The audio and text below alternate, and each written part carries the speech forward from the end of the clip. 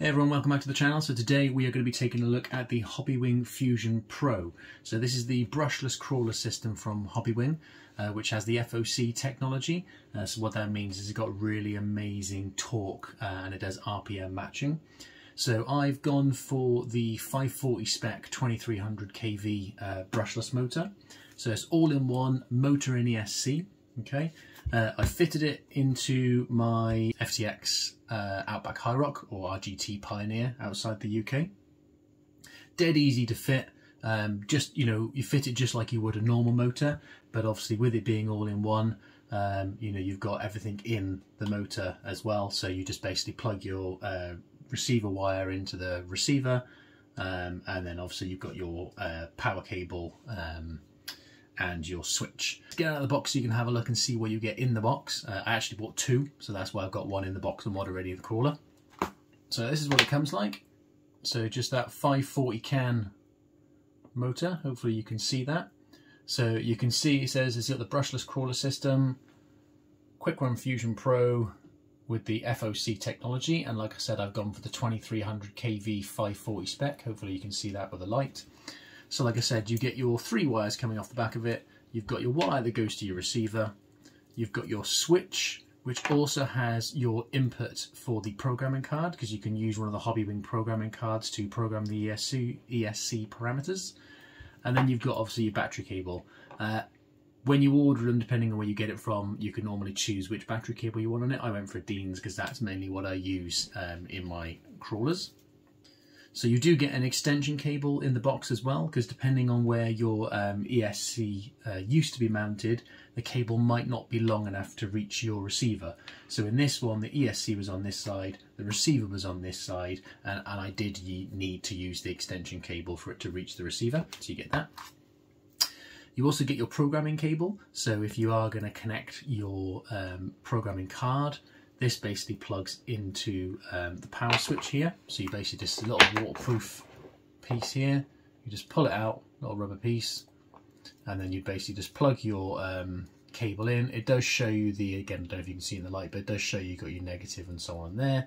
So you just plug it in, and then you plug that into your programming card, which I actually have the programming card here. So you just plug it into your programming card, and then it allows you to program the ESC. Now it doesn't come with a programming box, but if you've bought one previously for other Hobbywing ESCs like a 1080 or any of their other kind of ESCs that can be programmed, then you can use the same programming card for that. And it basically just has an LED display.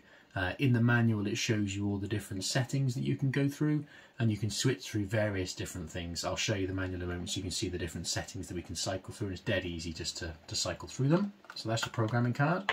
So what else you get in the box? You get a couple of zip ties, you get your usual kind of Hobbywing stickers, you get the programming guide, so it's just a little stick-on guide that you could just stick on so you could know what to program it, so you could stick it somewhere on your actual RC. You get a little sticky tab, and then you get your actual instructions. That's your programming table where you can go through all the parameters. Now everything highlighted in black is obviously the defaults, and you can cycle between various different things. Now I did have to actually change the motor rotation on mine because of my transmitter. So yeah, I basically just had to reverse it because it comes counterclockwise. I needed to go clockwise. But you can change everything like the different voltages. It does support 7.4 volts as well, so if you do have steering servos and everything that can support a higher voltage, then you could use the voltage as long as your receiver can take it as well. You might have to have a standalone Beck for that.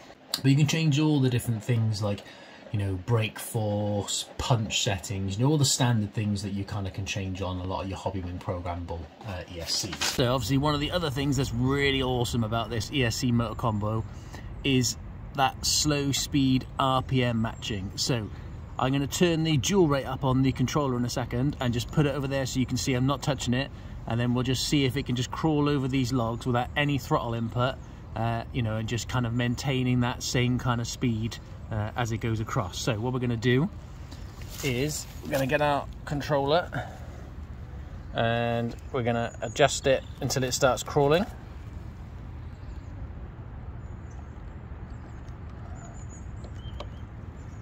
Okay, and then we're going to put the control over there. So controller's over there, I'm not touching it. Let's just see how it gets over these logs, just that slow.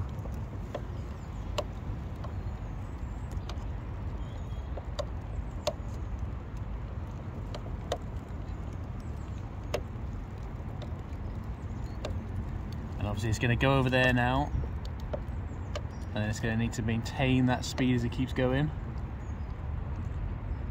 That's just so cool.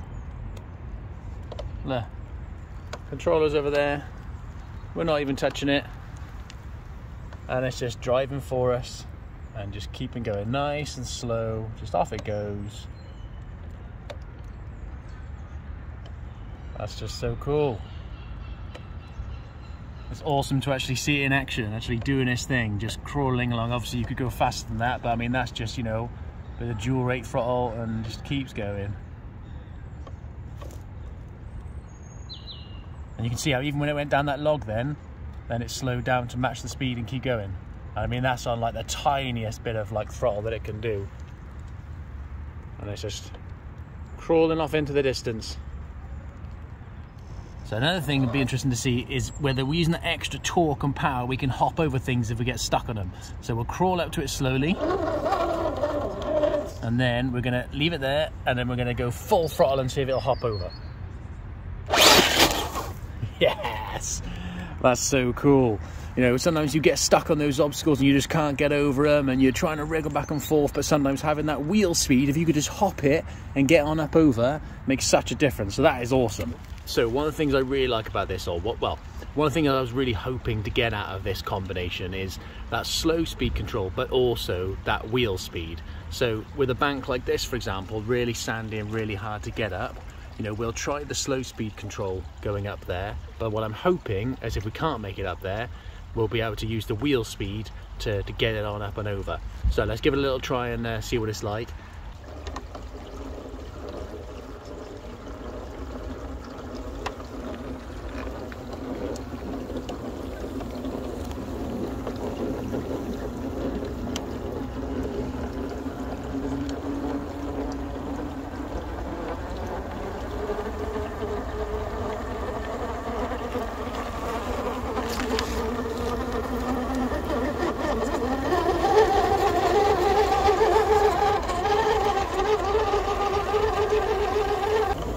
See, we're just struggling for grip there. So let's try some wheel speed.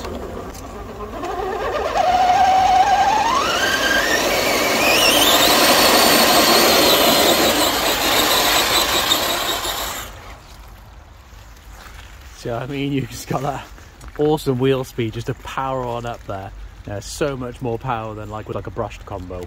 You know, that's just awesome. So let's test out our slow speed control, and then let's see what it's like on full throttle.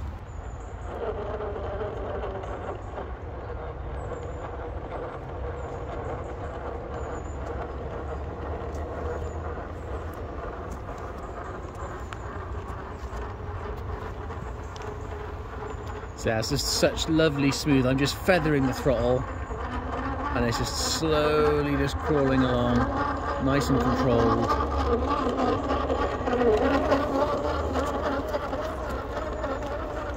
And then if we go a bit of full throttle,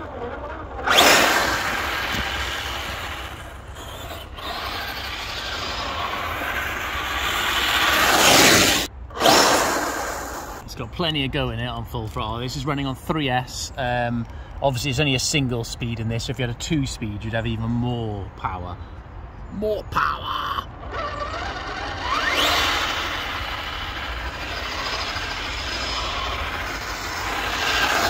Okay, let's see if we can use that wheel speed and everything as well to try and hop along these logs. Probably going to end up breaking something, but let's give it a whirl. Go slow first of all, see if we've got any grip. I don't think a tyre's going to have enough grip. No, okay, so let's see if we can hop it.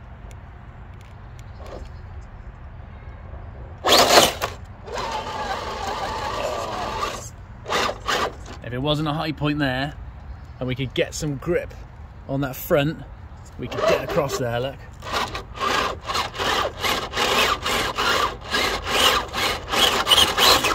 Oh, almost.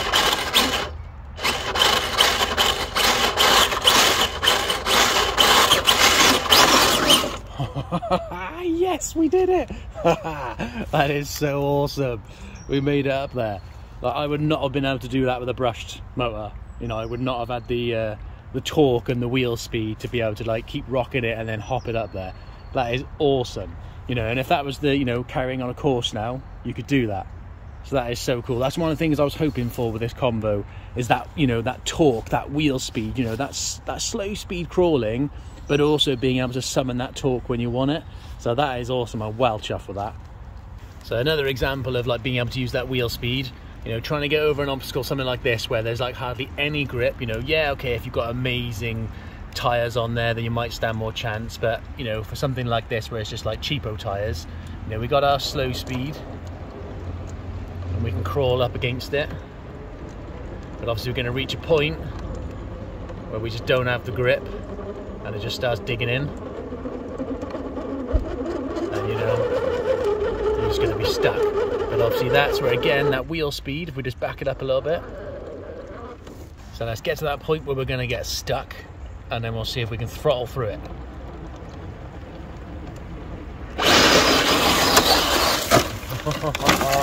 Okay, too much power that time.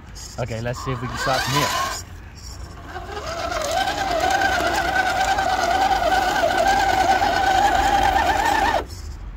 Okay, there's a good example. We can't get up there. Let's see if we can hop it up. Oh, so close, so close.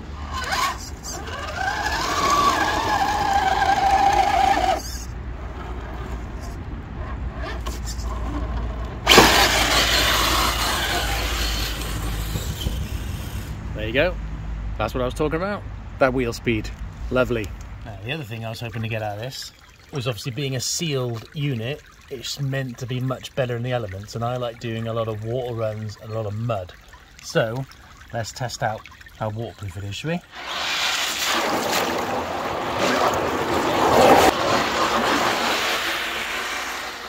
So overall, I'm really happy with that. I love the slow speed control. I love the wheel speed, being able to hop over things and everything.